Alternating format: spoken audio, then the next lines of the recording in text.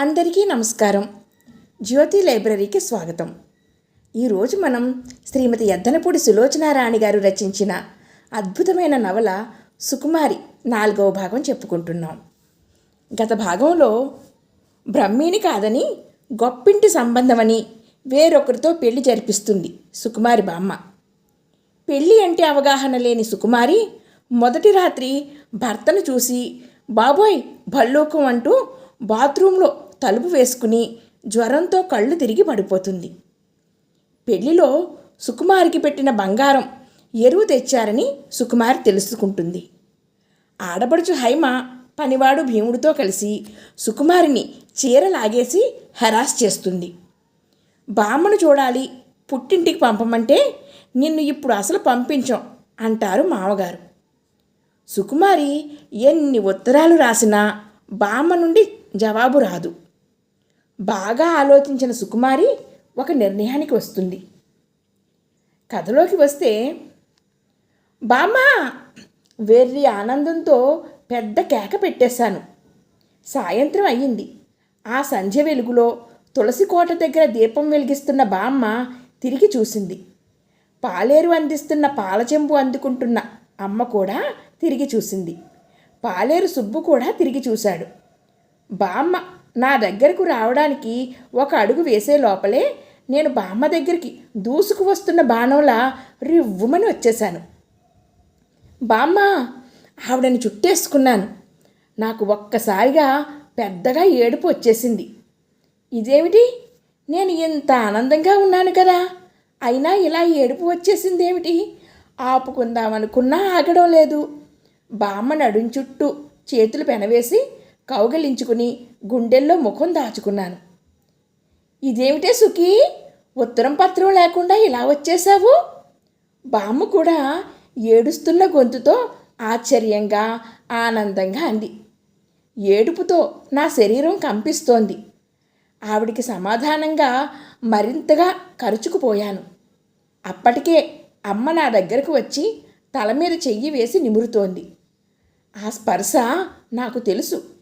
అందులో మాటల్లో వ్యక్తీకరించలేని భాష ఎంతో ఉంది. సామాను బయటుందా? లేదన్నట్టు తలూపాను. ఎలా వచ్చావమ్మా? బస్సుకా రైలుకా అడుగుతోంది బామ్మ. నాకు అవేమీ వినిపించడం లేదు.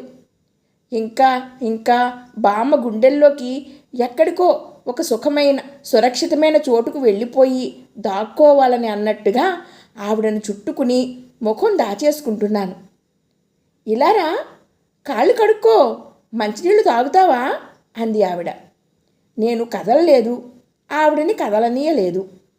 బామ్మ అమ్మతో అంది, జానకి ఒక్క క్షణం సుఖీని దగ్గరకు తీసుకో. వెంట వచ్చిన వారెవరో ఆ బయటనే నిలబడిపోయినట్టున్నారు. పిల్ల ఇలా ఏడవడం చూస్తే ఏమైనా అనుకుంటారేమో. అక్కడ కుర్చీ ఉందో లేదో చూసి వస్తాను. ఒరే సుబ్బు, బకెట్తో కాళ్ళు కడుక్కోవడానికి వాకిట్లో నీళ్లు పెట్టు అంటూ వెళ్ళింది.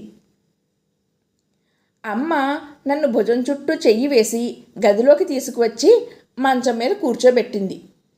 ఏంటమ్మా ఇంత చిక్కిపోయావు అంది. నేను అమ్మ ఒడిలో తల దాచుకుని జ్వరం వచ్చిందమ్మా అన్నాను ఏడుస్తూ. అయ్యో అలాగా, మాట మాత్రం మాకు తెలియలేదేమిటి? నేను కాళ్ళెత్తి మంచం మీద పెట్టుకుని అమ్మ ఒడిలో ఒదిగిపోయి కూర్చున్నాను. ఎంత హాయిగా ఉంది. అసలు ఆ ఇంటికి వెళ్ళకపోతే ఈ అమ్మ ఒడి హాయి తెలిసేది కాదేమో. మా మామగారు అది ఇది అని నన్ను అంటుంటే నాకెంత అవమానంగా అనిపించేది. అమ్మా బామ్మ, అమ్మా సుఖీ అని పిలవడం గుర్తుకు వచ్చేది. ఉండు, మంచినీళ్ళు ఇస్తాను. అమ్మ లేవబోతుంటే నేనే ఆపేశాను. తలెత్తి సంతోషంగా కలియ చూస్తూ ఇక్కడ నేను ఉండడం కళ నిజమా అనుకుంటూ నన్ను నేనే ఒక్కసారిగా గిల్లుకుని అబ్బా అనుకుని ఇది నిజమే అన్నాను. ఇంతలో బామ్మ తిరిగి వచ్చింది. ఆశ్చర్యంగా అడిగింది, ఇదేమిటే సుఖీ, బయట ఎవ్వరూ లేరు? వాళ్ళు నిన్ను వాకిట్లో దింపేసి వెళ్ళిపోయారా ఏమిటి? వాళ్ళెవరూ రాలేదు బామ్మ. నా గొంతులో నుండి మాట ముద్దగా వచ్చింది. ఏమిటి? ఎవరూ రాలేదా? మరి నువ్వు ఎలా వచ్చావు? నేనా? నేను నేను అమ్మ, బామ్మ ఇద్దరి ముఖాలు చూస్తూ చెప్పేశాను. నేను వాళ్ళకి చెప్పకుండా పారిపోయి వచ్చేశాను. ఏమిటి? అమ్మ, బామ్మ ఇద్దరూ ఒకేసారి అన్నారు. అవును బామ్మ, నిజంగానే అమ్మా, వాళ్ళకి చెప్పకుండా పారిపోయి వచ్చాను. నేను తప్పు చేశానని అనుకున్నప్పుడు బామ్మ దగ్గరకు వెళ్ళను, అమ్మ దగ్గరకు వెళ్ళిపోతాను. ఇప్పుడు కూడా అంతే చేశాను. అమ్మ మెడకు అల్లుకుపోతూ, అమ్మ నేను ఎక్కడికి వెళ్ళను, ఇక్కడే ఉంటాను, అక్కడ నాకేం బాగాలేదు, వాళ్ళు మంచివాళ్ళు కాదు, అక్కడ నాకు భయం వేస్తోందమ్మా అంటూ మళ్ళా ఏడ్చాను.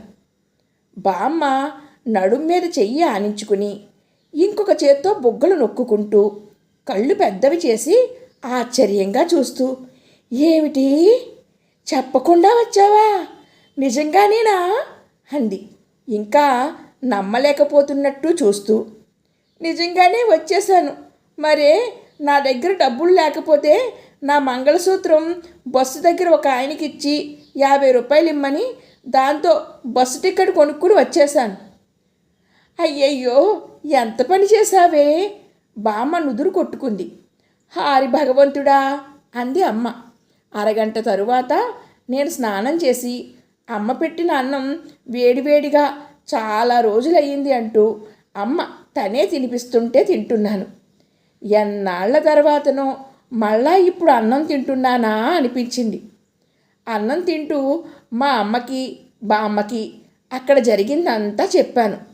బామ్మ లేచి వెళ్ళి ఒక దారానికి కట్టిన పసుపు కొమ్ము తెచ్చి, ఇది మెడలో వేసుకో అంది. నేను వేసుకోను. మంచిదానివిగా మా సుఖి బంగారు తల్లి చెప్పిన మాట వింటుంది. తప్పనిసరిగా ఇక ఆవిడకు కోపం తెప్పించడం ఇష్టం లేక వేసుకున్నాను. ఇంతలో మా నాన్న వచ్చాడు.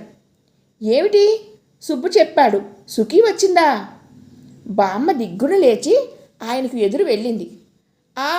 వచ్చింది, మన కొంప ముంచింది, ఎలా రా నువ్వు అంటూ చెయ్యి పట్టుకుని తీసుకు వెళ్ళిపోయింది. రావాలనుంటే ఒక ఉత్తరం రాయకపోయావా అమ్మా? అలా ఒక్కదానివి ఎందుకు వచ్చావు?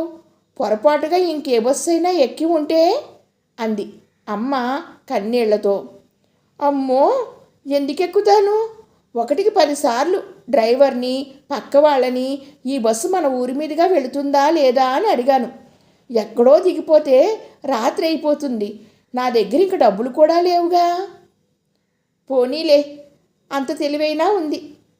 అసలు మీ మీద నాకు చాలా కోపంగా ఉంది. అమ్మ అన్నం పెడుతుంటే నేను చెయ్యి దూరంగా తోశాను. నేను అన్ని ఉత్తరాలు రాస్తే ఒక్కదానికి కూడా మీరెవరూ జవాబు రాయలేదేం? కోపంగా చూశాను. నువ్వెక్కడ రాశావు? మీ మామగారు రాశారు. నువ్వు చాలా సంతోషంగా ఉన్నావని, వరప్రసాద్తో మెడ్రాస్ వెళ్ళావని రాశారు. అంత అబద్ధం, పచ్చి అబద్ధం. నేను ఎక్కడికి వెళ్ళలేదు. వాళ్ళు ఒట్టి అబద్ధాల కోరులమ్మా. బామ్మ వచ్చిన ప్రతి ఉత్తరం నాకేమిటి, చివరికి సుబ్బుకి కూడా చదివి వినిపిస్తూనే ఉన్నారు. నువ్వు సంతోషంగా ఉన్నావని మేము ఆనందంగా ఉన్నాం. అమ్మ కంచం తీసుకుని వెళ్ళిపోయింది. నేను ఇల్లంతా కలిగే తిరిగాను. నా గదిలో టేబుల్, అద్దం అన్నీ చేత్తో తాకి వేళ్ళు ముద్దు పెట్టుకున్నాను. నా గదిలో పుస్తకాల బీరువా చూశాను. దాని తలుపులు తెరిచి ఆ పుస్తకాలు ఆనందంగా చూశాను. అందులో సగం పుస్తకాలు బ్రహ్మి ఇచ్చినవే. ఎప్పుడూ ఏదో ఒక పుస్తకం కొని నా కోసం తెచ్చేవాడు. నేను వాటిని చదివినా చదవకపోయినా బీరువాలో జాగ్రత్తగా దాచుకునేదాన్ని. పుస్తకాలు గుర్తుకు రాగానే హైమని వాళ్ళ నాన్న కొట్టడం గుర్తుకు వచ్చింది. అబ్బా, కళ్ళు మూసుకుని మళ్ళా తెరిచాను. వెధవ ఇల్లు, ఆ రాక్షసుల పీడ ఎలాగైతేనే తప్పించుకున్నాను అనుకున్నాను. నాన్న, బామ్మ రాత్రి పొద్దుపోయిన తరువాత కూడా ఏదో కంఠాలు తగ్గించి మాట్లాడుకుంటూనే ఉన్నారు. నేను పట్టలేని ఆనందంతో ఇల్లంతా తిరిగాను. అమ్మ కూర్చుని భోజనం చేస్తుంటే వెనకగా వెళ్ళి మెడ గట్టిగా కౌగిలించుకుని అమ్మ బుగ్గ మీద గట్టిగా ముద్దు పెట్టుకున్నాను. ఎప్పుడూ అమ్మ చెబితే విసుక్కునేదాన్ని.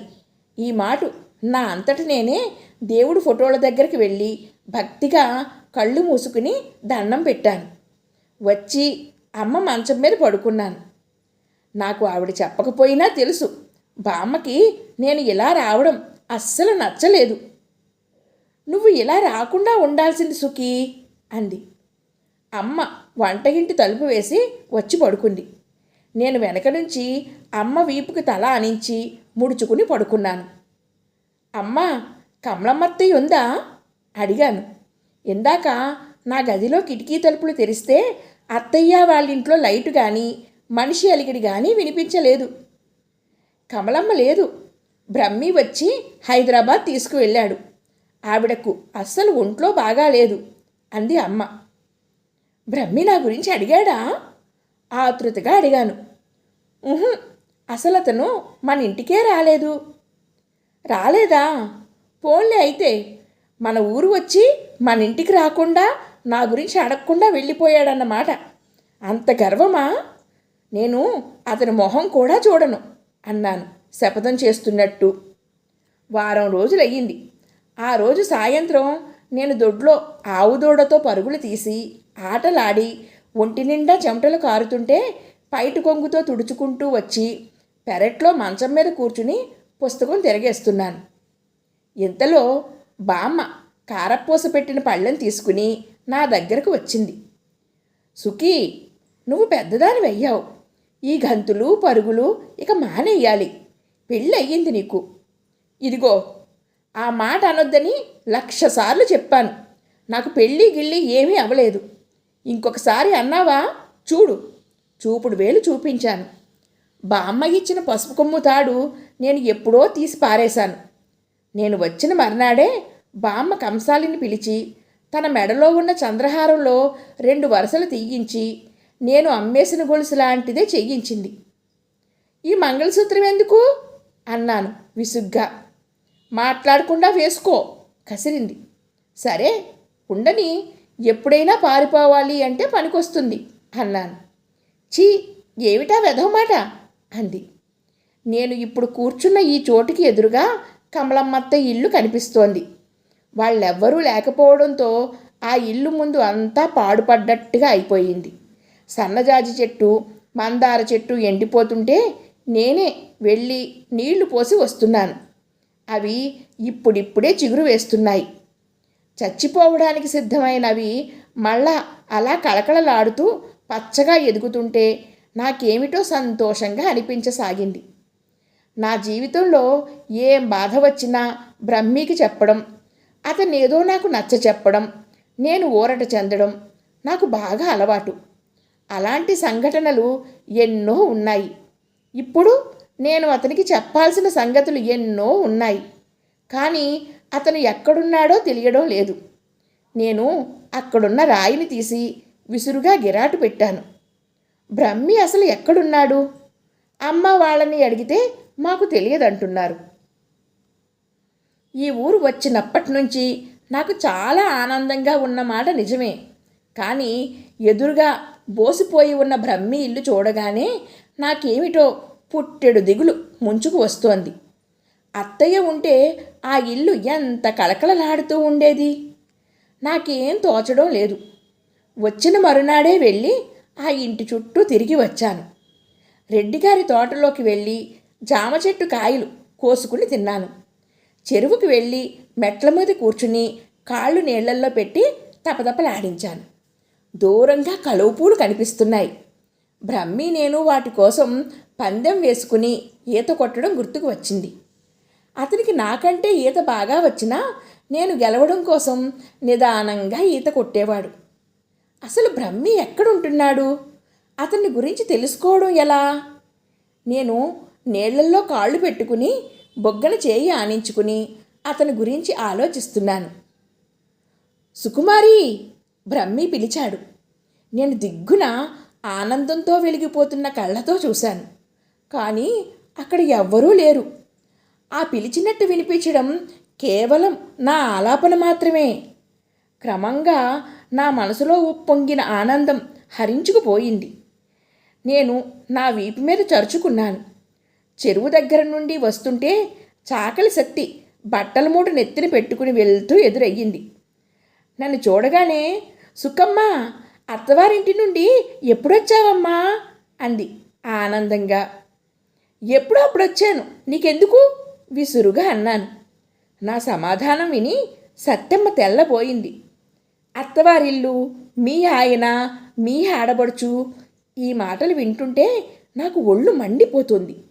నేను కాస్త హాయిగా తిరుగుతుంటే వీళ్ళందరూ ఆ పాడు సంగతుల గురించి గుర్తుకు తెస్తారెందుకు? నేను వచ్చి గుడి మెట్ల మీద కూర్చున్నాను. బ్రహ్మి ఎప్పుడు ఇక్కడ అదిగో ఆ స్తంభాన్ని ఆనుకుని కూర్చుని చదువుకునేవాడు. నేను ఎన్నోసార్లు వచ్చి ఏ పుల్ల ముక్కతోనో అతని మెడ మీద గీకి అతని చదువుకి భంగం కలిగించేదాన్ని. మీ ఇల్లు లేదా, ఎక్కడెందుకు చదువుతావు అంటే, ఇక్కడ చాలా హాయిగా ఉంటుంది అనేవాడు. ఏం హాయి ఉంది ఇక్కడ? నేను స్తంభాన్ని ఆనుకుని కూర్చుని చెంపకి చెయ్యి ఆనించి చుట్టూ చూశాను. ఎదురుగా కొబ్బరి చెట్ల వరస, వాటి మధ్య నుండి కనిపిస్తున్న కాలవ, అందులో సరుకులు తీసుకుపోతున్న పడవలు, కుడివైపు చెరువు, ఇక్కడ ఈ పాడుబడిన గుడి, ఎడమవైపు రెడ్డిగారి పళ్ళతోట, దాని పక్కన పచ్చటి వరిపైరు. ఇవి తప్ప నాకిక్కడ ఇంకేమీ కనిపించలేదు. ఆయన గారికి ఇక్కడ కూర్చుంటే అనిపించే హాయి ఏమిటో నాకు కాస్త కూడా అర్థం కాదు. నేను తల విదిలించి అక్కడ కూర్చోవడం విసుగు పుట్టిన దానిలా లేచి ఇంటికి వచ్చేశాను. నాకేమిటో చాలా చిరాగ్గా ఉంది. ఎందుకో సంతోషంగా ఉండలేకపోతున్నాను. అదేమిటి, బ్రహ్మి లేకపోతే అసలు ఈ ఊరే బోసిపోయినట్టుగా ఉంది. నేను ఇంటికి వచ్చేసరికి ఇంట్లో ఒక భయంకర దృశ్యం నా కళ్ళకు కనిపించింది. ఆ భల్లూకం కుర్చీలో కూర్చుని ఏదో మాట్లాడుతున్నాడు. సుబ్బువెధవ విసనకర్రతో విసురుతున్నాడు. మా నాన్న ఆ భల్లూకం ఎదుట కుర్చీలో కూర్చుని ముందుకు వంగి వినయంగా శ్రద్ధగా వింటున్నాడు. మా బామ్మగారనే పెద్ద మనిషి పైట కొంగు భుజాల నిండా కప్పుకుని ఒక అరచేతిలో మరో చెయ్యి ఉంచుకుని చాలా అణకువగా చిన్న కంఠంతో మర్యాదగా ఏదో చెబుతుంది. నేను ఇంట్లోకి రాగానే ముగ్గురు తలలు తిప్పి చూశారు. అతన్ని చూడగానే నా శరీరంలో వణుకు ప్రారంభమైంది. రివ్వున వారి మధ్య నుండి పరిగెత్తి నా గదిలో దూరి తలుపులు వేసేసుకున్నాను. నేను పరిగెత్తి రావడంతో వారి మధ్య వేసిన స్టూల్కి కాలు తగిలి కింద పడింది. దాని మీద అతను తినడానికి పెట్టిన ఫలహారపు ప్లేటు, మంచినీళ్ళ గ్లాసు కింద పడి కంగుమంటూ దొర్లిగింతలు పెడుతూ చేసిన శబ్దం నిశ్శబ్దంగా ఉన్న మా ఇల్లు అంతటా ప్రతిధ్వనించింది. నేను భయంగా వణుకుతున్నాను. ఆవేశంతో ఆయాసంతో రొప్పుతున్నాను. బామ్మ వచ్చి తలుపు తట్టింది. అతను వచ్చాడు, తలుపు తీయమ్మా రహస్యంగా అంది. తలుపు తీయమన్నావా, నిన్ను వాడిని కొరికి చంపేస్తాను అరిచాను. సరే సరే అరవకు. బామ్మ వెళ్ళిపోయింది. గదిలో నేను మంచం మీద కూర్చుని కునికిపాట్లు పడుతూ ఉన్నాను. తలుపు తట్టిన శబ్దం అయ్యింది. శత్రువు అలుకుడి విన్న యోధుడిలా నేను చప్పున నిటారుగా కూర్చుని చెవులు రిక్కరించి విన్నాను. సుఖీ, తలుపు తీయమ్మా అంది అమ్మ కంఠం. తీయను ఖచ్చితంగా చెప్పేశాను. వాళ్ళు లేరు, వెళ్ళిపోయారు. నిజంగానేనా? నిజంగా. నా మీద ఒట్టు అను. నీ మీద ఒట్టు. నేను తలుపులకి అడ్డంగా పెట్టిన బీరువా యువతలకి బడబడా ఈడ్చాను. కుర్చీ తీశాను. మంచం పక్కకు లాగాను. అనుమానంగా భయంగా మెల్లగా తలుపు కాస్త తెరిచి అమ్మ వెనక ఎవరైనా ఉన్నారేమో అని కళ్ళతో ఆతురతగా వెతికాను. ఎవ్వరూ లేరు. అమ్మ లోపలికి రాగానే తలుపులు మళ్ళా గభాలున మూసేశాను. ఇదంతా ఏమిటి? అమ్మ తలుపుకి అడ్డంగా చిందరవందరగా ఉన్న సామాను చూసి అడిగింది. మీరు తలుపులు బద్దలు కొడతారేమోనని జాగ్రత్త పడ్డాను. అమ్మ నన్ను దగ్గరకు తీసుకుని తల నిమిరింది. నేను అమ్మని గట్టిగా కౌగిలించుకున్నాను. అమ్మా, నేను ఎక్కడికి వెళ్ళనమ్మా అన్నాను ఏడుస్తూ. అలాగే అంది. మళ్ళా తలుపు తట్టిన శబ్దం అయ్యింది.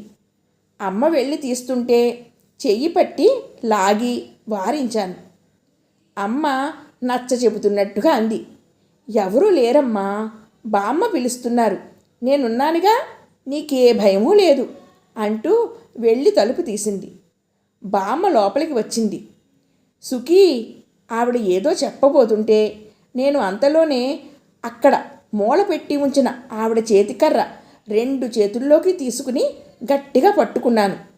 అది చూపిస్తూ, నువ్వు ఆ భల్లూకంతో మాట్లాడతావా, పైనుండి ఫలహారం పెడతావా, నాకేం చెప్పావు, వాళ్ళొస్తే వాకిట్లోంచి వెళ్ళగొట్టేచేస్తాను, సుబ్బు చేత తన్నిస్తాను అని అన్నావా లేదా?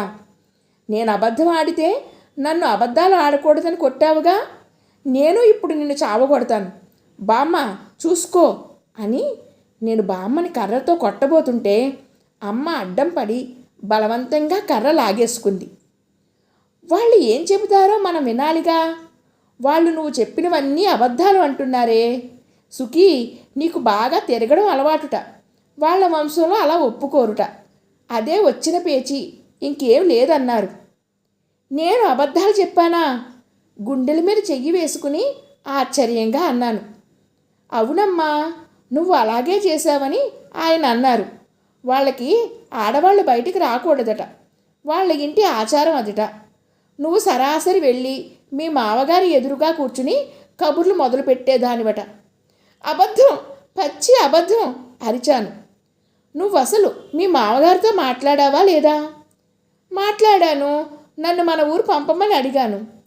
మీ అత్తగారిని అడగొచ్చు కదా, ఆవిడే ఆయనను అడగమంది. అడగమన్నా నువ్వు అడగకూడదు, ఎంతైనా నువ్వు నీ పద్ధతులు మార్చుకోవాల్సికి, నీ ఇష్టం వచ్చినట్టు మాట్లాడేయకూడదు అంది బామ్మ.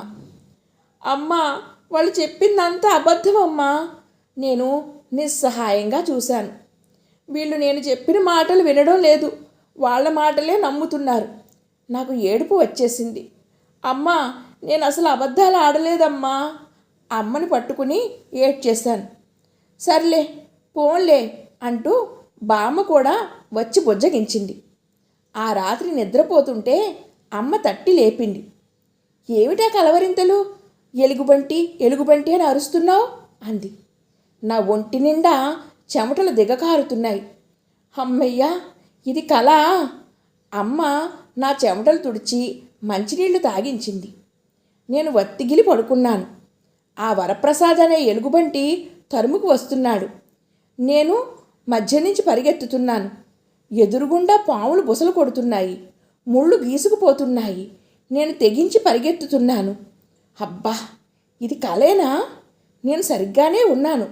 మా ఇంట్లో మా అమ్మ పక్కనే మంచం మీద సురక్షితంగా ఉన్నానని అర్థమయ్యి ఆనందం వేసింది. నేను నిద్రపోయానని అనుకుని బామ్మ అమ్మ మాట్లాడుకుంటున్నారు. పిల్ల భయపడినట్టుంది అత్తయ్యా. నేను అప్పుడే చెప్పాను, పిల్లాడికి వయసు ఎక్కువని, మోటుగా ఉన్నాడని, ఈడు జోడు కుదరలేదని అంటోంది అమ్మ నసిగినట్టుగా. బామ్మ కసిరింది. చాలే ఊరుకో, ఇలాంటి మాటలతోనే పిల్లల మనసులు పాడవుతాయి. మీ మామగారిని చేసుకునేసరికి నాకు 10 సంవత్సరాలు, ఆయనకి 28. నేను రెండో భార్యని. ఏం, మేము సుఖంగా ఉండలేదా? నీకు పెళ్ళయ్యేసరికి అంత వయసు 12 సంవత్సరాలు, మా వాడికి 22. మనమంతా కాపురాలు చెయ్యలేదా ఏమిటి? అసలు ఈ తప్పంతా నాదే జానకి. దానికి భయభక్తులు నేర్పకుండా చిన్నప్పటి నుంచి ముద్దు చేసి మొండితనం నేర్పాను. అది ఏ మాట అంటే అది సాగేటట్టు చేశాను. ఎవరిని పడితే వారిని ఎంత మాట అంటున్నా చిన్నతనంలే అని ఊరుకున్నాను. అది ఇప్పుడు వచ్చిన గొడవ. 4 రోజులైతే అదే సర్దుకుంటుంది. అలాగే అత్తయ్య. అయినా జానకి, నాకు తెలియకడుగుతాను, ఆడవాళ్ళ సంసారాలు భర్తల కోసమే చేస్తారా? ఇల్లు పిల్లల కోసం చేస్తారు కానీ? కావాలంటే ఈ ప్రపంచంలో పెళ్ళైన ఆడవాళ్ళందరినీ అడుగు, వాళ్ళల్లో ఎంతమంది భర్తతో సుఖంగా ఉన్నామని చెబుతారో. ప్రతి ప్రాణికి ఏదో ఒక బాధ ఉంటూనే ఉంటుంది, అది జీవన సత్యం. మనిషి కాస్త సుఖం కోసం ఎక్కువ కష్టపడడమా, లేక ఎక్కువ సుఖం కోసం తక్కువ కష్టపడడమా అని తెలుసుకోవాలి. మనలో ఎంతమంది భర్తలు సరిగ్గా లేకపోయినా ఇల్లు పిల్లలతో ఆనందంగా ఉండడం లేదు? వరప్రసాద్కి ఏం తక్కువ? ఒక్కగానొక్క పిల్లాడు, లక్షల డబ్బుకి వారసుడు. నేను వాళ్ళ ఇల్లు వాకిలి చూసి వచ్చానుగా. ఎంత పెద్ద ఇల్లో, ఆవిడకి ఎన్ని నగలో, ఇంట్లో ఎంతమంది నౌకర్లో, వాళ్ళ దేవుడి గది ఎంత బాగుంటుందో తెలుసా? అంతా పాలరాయే. ఎంత అదృష్టం పెట్టి పుట్టిందో కదా ఆ ఇల్లాలు. మన సుకుమారే కాదు, దాని మనమలు కూడా కూర్చుని తిన్నా తరగనంత ఆస్తి. ఇంకేం కావాలి చెప్పు? నాకు ఒళ్ళు మండిపోయింది. వెంటనే లేచి, బామ్మ, నీకంత ఇష్టం ఉంటే నువ్వు వెళ్ళి ఆ ఎలుగుబంటికి భారీగా ఉండు అని అరుద్దామని అనుకున్నాను. కానీ తమాయించుకున్నాను. నేనిప్పుడు అలా లేచి అరిస్తే వాళ్ళు ఇక చచ్చినా నేను అక్కడ పడుకుని ఉండగా మాట్లాడరు. ఇప్పుడు కాస్త ఓపిక పడితే వారి మాటలు అప్పుడప్పుడు తెలుస్తుంటాయి. ఆ రోజు నుండి బామ్మ నా దగ్గర ఆ మాటలేవీ ఎత్తలేదు. ఇదిగో ఇప్పుడు కారప్పూస పళ్ళం చేతికిచ్చి వెళ్ళి వంటిల్లు తలుపు వేసి ముక్కాలిపేట తెచ్చుకుని నా ఎదురుగా వేసుకుని కూర్చుని చెప్పడం ప్రారంభించింది. సుఖీ, నే చెప్పే మాట కాస్త విను అంటూ మొదలుపెట్టింది. నేను కారప్పూస తింటూ వింటున్నాను. చూడమ్మా, నువ్వు ఊహ తెలిసిన దానివి.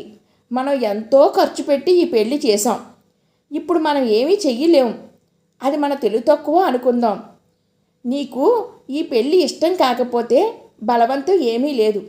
కానీ ఒక్క నెల వాళ్ళింట్లో కాస్త ఓపిక పట్టి ఉండమ్మా. నేను వాళ్ళు మెడ్రాసులో వ్యాపారం పెడుతున్నామంటే మన పొలం అమ్మి డబ్బంతా వారి చేతికి ఇచ్చాను. ఈ నెల రోజుల్లో ఏదో ఒక వంక పెట్టి ఆ డబ్బు మనం తీసేసుకుందాం. 2 లక్షల రూపాయలు సుఖీ, 1-2 రూపాయలు కూడా కాదు. ఏమంటావు చెప్పు? ఒక్క నెల రోజులు మా తల్లివిగా. నువ్వు ఇప్పుడు ఇలా హఠాత్తుగా వచ్చేసావనుకో, మనకి వాళ్ళు డబ్బు ఇవ్వరు. ఆ పెళ్లి ఖర్చు దండగా, అది దండగా. మనకు ఉన్నదంతా వాళ్ళకు పెట్టాం. ఏమంటావు? నేను వెళ్ళను మొండిగా అన్నాను.